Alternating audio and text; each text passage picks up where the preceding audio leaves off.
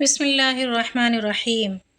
ناظرین، آج آپ کے سامنے قرآن کے مناظر کو پیش کرتے ہیں، جس کو ایک فلم کا نام دیا جا رہا ہے، یعنی قرآن کے مناظر کو انسانی نگاہوں کے سامنے زندگی کی صورت میں دکھانا فلم کا نقشہ کہلاتا ہے۔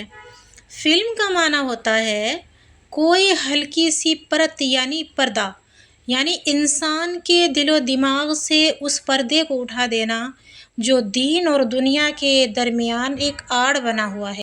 سورہ جاثیہ آیت نمبر 1 ہے، حامیم تنزیل الکتاب من اللہ العزیز الحکیم۔ یہ کتاب نازل کی گئی ہے اس اللہ کی طرف سے جو غالب ہے، حکمت والا ہے۔ عزیز کہتے ہیں ایسے اللہ کو جو کسی بھی چیز سے مغلوب نہ ہو بلکہ ہر چیز پر غالب رہے۔ وہ عزیز ہے یعنی ہر بندے پر غالب ہے، ہر شے پر غالب ہے اور حکمت کے ساتھ غالب ہے۔ ان فی السماوات والارض لآیات للمؤمنین۔ بے شک آسمانوں میں اور زمین میں اس کی نشانیاں ہیں، اور نشانیاں کن لوگوں کے لیے ہیں؟ جو مؤمنین ہیں، یعنی جو اللہ پر ایمان لاتے ہیں۔ وفی خلقکم وما یبث من دابۃ آیات لقوم یوقنون۔ اور اس نے تمہیں پیدا کیا اور ہر جاندار اور بے جاندار چیز کو پیدا کیا، یعنی دنیا میں پھیلایا۔ اس میں نشانیاں ہیں اس قوم کے لیے جو اللہ پر اور آخرت پر یقین رکھتے ہیں۔ واختلاف اللیل والنہار وما انزل اللہ من السماء من رزق فاحیا به الارض بعد موتها وتصریف الریاح آیات لقوم یعقلون۔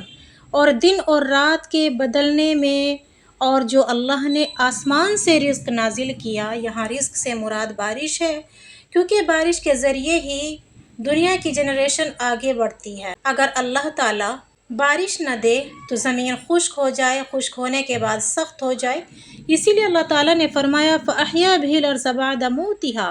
اللہ نے اس کو مردہ ہونے کے بعد پھر زندگی بخشی، یعنی وہ اس قابل نہ تھی کہ وہ کچھ چیز کو اگا سکتی، تو اللہ نے اس کو بارش کے ذریعے نرم کیا، ہموار کیا۔ وَتَصْرِيفِ الرِّيَاحِ آیَاتٌ لِقَوْمٍ يَعْقِلُونَ۔ اور ہواؤں کے بدلنے میں جو صرف ہوتا ہے، پھیرنا ہوتا ہے، یعنی ہواؤں کا رخ پھیر دینا، اور ہواؤں کو کمپلیٹ طور پر بھی پھیر دینا۔ کبھی ٹھنڈی ہوا چلتی ہے تو کبھی گرم لو چلتی ہے۔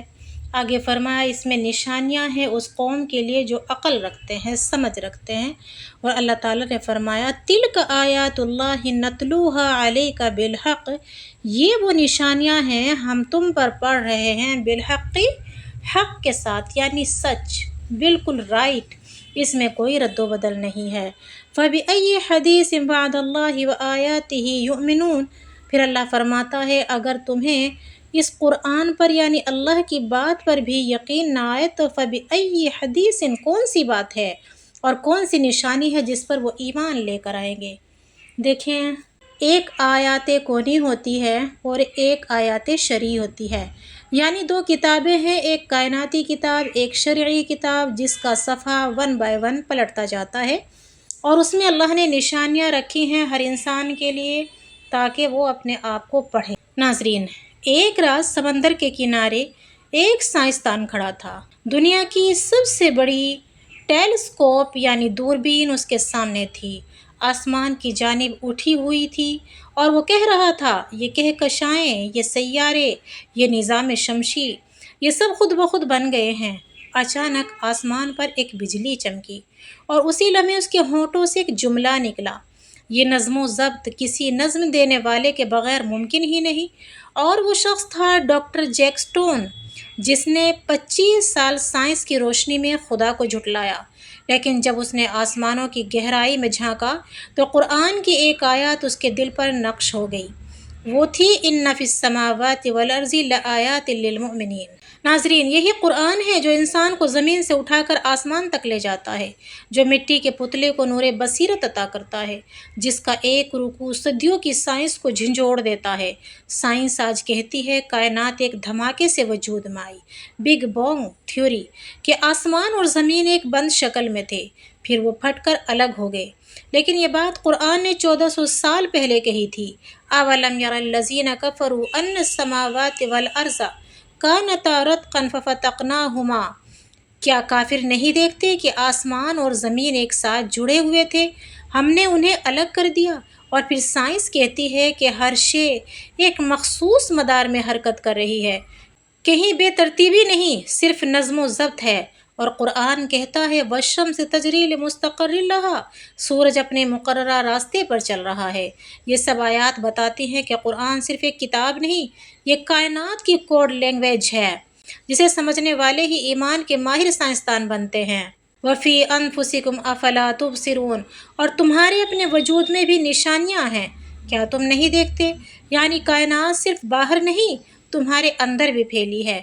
جو اپنے اندر جھانکتا ہے وہ بھی رب کو پا لیتا ہے۔ ڈی این اے کے خفیہ کوڈ سے لے کر دل کی دھڑکنوں تک ہر شے قرآن کی آیت کا عکس ہے۔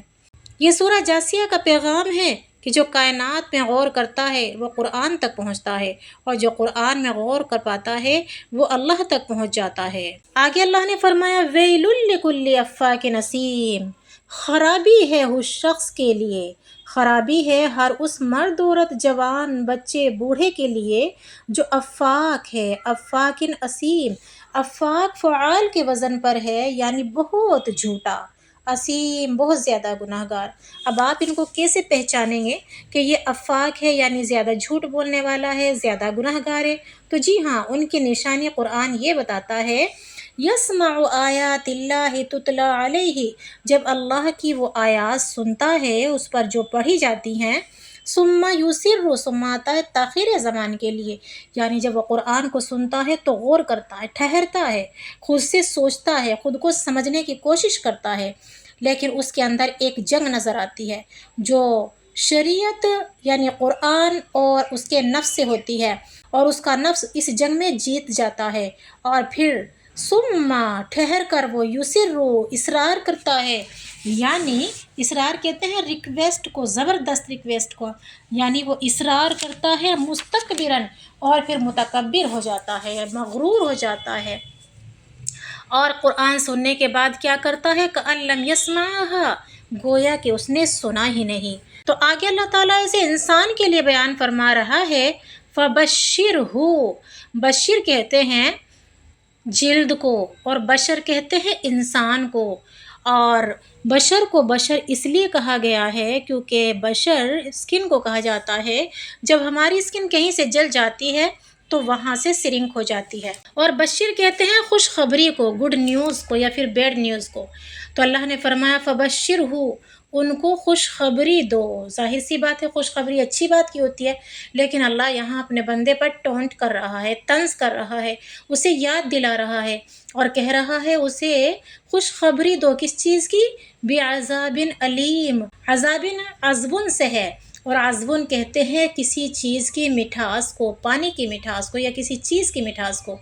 علیم ایک ایسا پینفل درد جو درد بھی ہو اور اس کو زیادہ وہ محسوس بھی کر رہا ہو کراہتے ہوئے، تو اللہ نے فرمایا ایسے پینفل عذاب کی انہیں خوشخبری دو کہ جس کو وہ ہمیشہ چکھتا رہے گا۔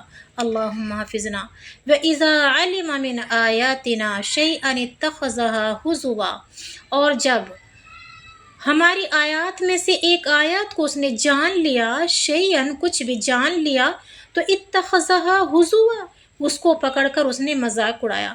جیسا کہ ایک جگہ قرآن میں آتا ہے جہنم پر 10 فرشتے داروغہ بنائے گئے ہیں، تو مکے کا ایک پہلوان تھا، اس نے مذاق اڑایا اور کہا کل 19 فرشتے داروغہ بنائے گئے ہیں، 19 فرشتے تو جو جہنم پہ داروغہ ہیں میں ان سے اکیلا ہی نمٹ لوں گا۔ اولئک لہم عذاب مہین، بس یہی ہیں وہ لوگ جن کے لیے رسوا کرنے والا عذاب ہے۔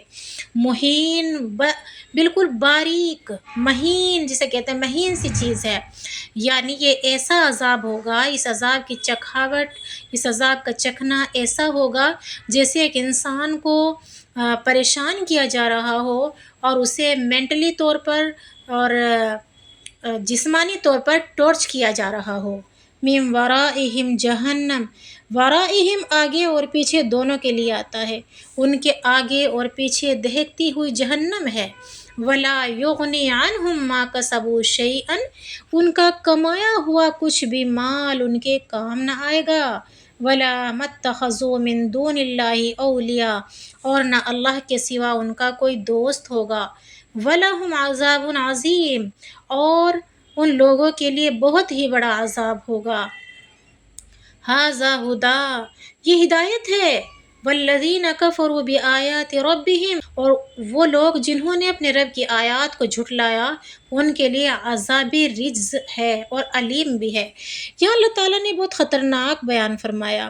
رجز کہتے ہیں گندگی کو، ایسی گندگی کو، ایسی ناپاکی کو جس کو دیکھ کر انسان کپکپاہٹ محسوس کرے۔ کبھی جیسے ہم راستے سے جاتے ہیں اور ہمیں کوئی جانور ایسا مرا ہوا ملے جس میں خون پیپ سب کچھ بہہ رہا ہو تو ہمارا جو جسم ہوتا ہے کپکپا جاتا ہے۔ تو ایسا عذاب جس کو دیکھ کر لوگ کپکپا جائیں گے، علیم اور وہ ساتھ ہی پینفل بھی ہوگا۔